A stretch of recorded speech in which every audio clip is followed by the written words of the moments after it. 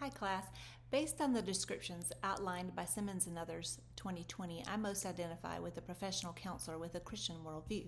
I'm not certain in what capacity or environment I'll be practicing, but I'll most likely be seeing patients whose faith backgrounds cover the spectrum, from expressing a lack of any faith to those who are very devoted. Some may share my faith and others may follow an entirely different religion. During the intake and assessment process, I can have clients include information about their spiritual beliefs and listen to discern what role faith plays in their life and determine whether or not they desire it to play a role in the solutions.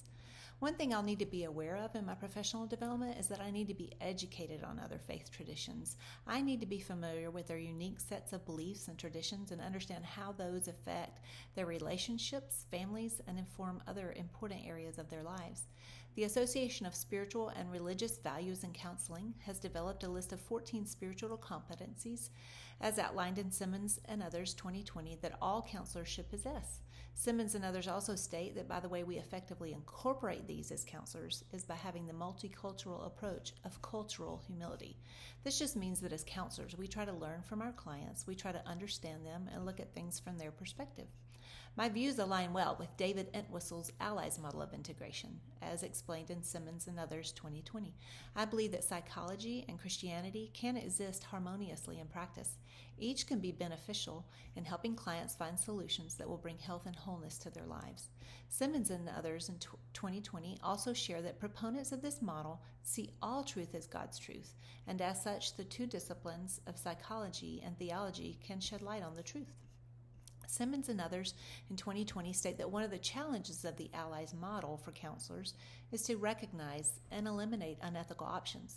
Kitchener in 1984, as cited in Simmons and others 2020, provided 6 fundamental principles which reflect Christian values and give a foundation for ethical behavior. We must ask ourselves if these principles of autonomy, non-maleficence, beneficence, justice, fidelity, and veracity are present in our interactions with clients, ensuring that we are exhibiting strong ethical behavior.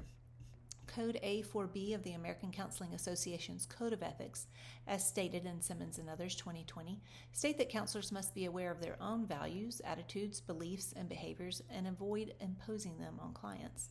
According to Jones and Buttman 2011, as cited in Simmons and others 2020, to practice ethically then, as Christian counselors, we must be aware of our own beliefs, emulate the character of Christ in our interactions with clients, seeing each person as unique image bearers of God and not just an issue. We must follow God's call to love our neighbor as ourselves from Matthew 22:39 and to do unto others as we would want them to do unto us from Luke 6:31. Evans and others in 2021 conducted a study whose participants were licensed professional counselors who identified as Christian and integrated Christianity into their practices.